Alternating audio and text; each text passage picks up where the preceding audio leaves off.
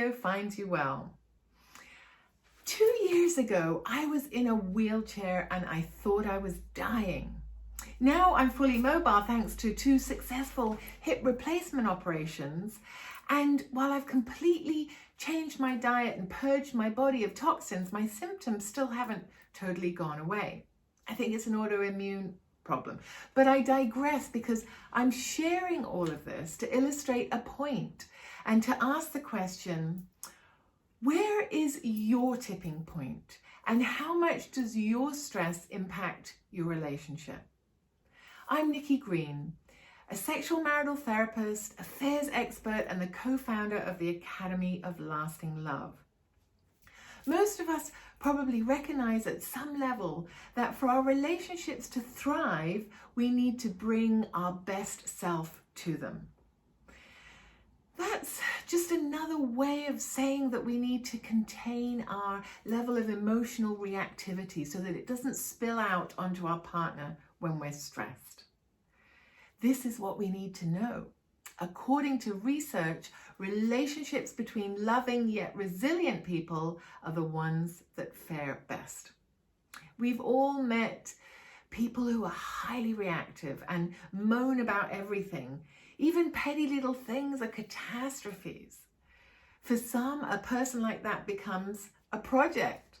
And for others, they become a pariah. It's hard to be around people like that and stay positive, isn't it? Even if our tolerance for discomfort isn't as low as theirs, we all tend to have a tipping point, a place where things get so bad for us that they do spill out and affect the relationship. Where's yours? For the past 20 years, I've been mindful of trying to bring my best me to my relationship. And of course, I'm human and I don't always manage it. But 2 years ago, I found myself face to face with the most perfect excuse in the world to act out. I was in constant pain and I thought I was dying. The operations I underwent were major and scary, and the long-term prognosis wasn't brilliant. Surely I could be forgiven for being moody, short, or withdrawn. Lucky for me, through my work, I regularly saw the impact of this emotional spillage on partners and relationships in general, regardless of how valid and totally understandable the excuse to be reactive was. It wasn't lost on me that those who felt the most entitled to act out, the ones who didn't wish to take responsibility for their behavior, recognize the toll it was taking on their partners, or use the self-soothing strategies that I gave them, usually ended up alone. At the time, I was working with a couple where the wife had been battling with cancer for 2 years and had just received the news that she was in remission. The very next day, they came in to see me for their second couples therapy session. The husband told me the great news, and then he looked his wife square in the eye and said, "Now that you're better, I can tell you that for the last year I've wanted to leave you and now I can." Shocked, she asked why, and he told her that he felt that she'd sucked her dry, that she'd constantly taken out her moods on him and never once really thanked him for all the support that he'd given to her and the kids while she was ill.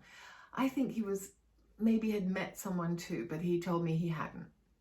I realized then in that moment that as entitled as I may have felt to throw myself a pity party, this generous man who was willing to push me around in the wheelchair and this loving daughter who was so worried for me were both just human.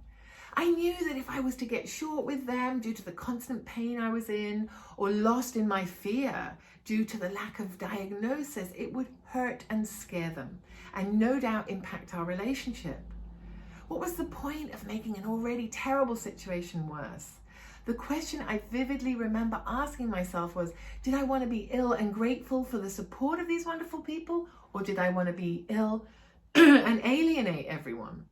Of course, I chose wanting to remain supported, but for that I had to make sure that I was being supportable. I want to share the strategy I used in case you find yourself in a situation where you're having trouble seeing the wood for the trees or the light at the end of the tunnel, and you want to maintain the support of your loved ones. Firstly, I prioritize my self-care. For me, it meant scaling my work right back, but I needed the time to research, all those things that could help me get my health into a better place. Next, I got deeply into self-soothing, prayer, and meditation. I figured I needed all the help that I could get. That deepening faith really helped me to quell a lot of the fear and remain calm during the scariest times. And of course, I believe that it all went smoothly because of a little help from above.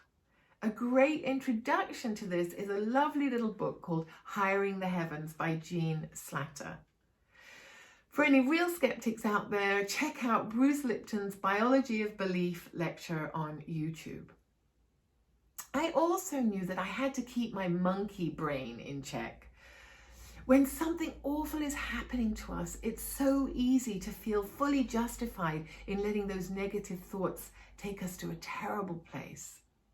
Just noticing when it's happening and unhooking from them.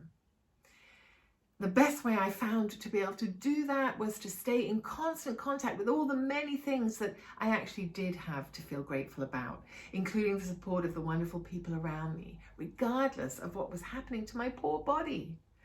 The reason that the gratitude journal works, and I know you've probably all heard about that, is because we can rewire our negative biased brains to be more positive by focusing on what we do have or how we do wish to feel, and not on what we're lacking or what's scaring us. And because neurons that fire together, wire together, we create more and more positive neural pathways, which in turn cause us to think more and more positive thoughts. It's a beautiful upward spiral. It's also helped me to keep reminding myself that everything is temporary and that this too shall pass. That really helped me to stay optimistic and helped me keep my sense of humor, which is so important in a situation like this, as we don't want the cortisol to win, that fear chemical that damages our body. I hope this has helped you if either you or a loved one is in a difficult place right now. Until next time, have a great week and don't forget to keep it real.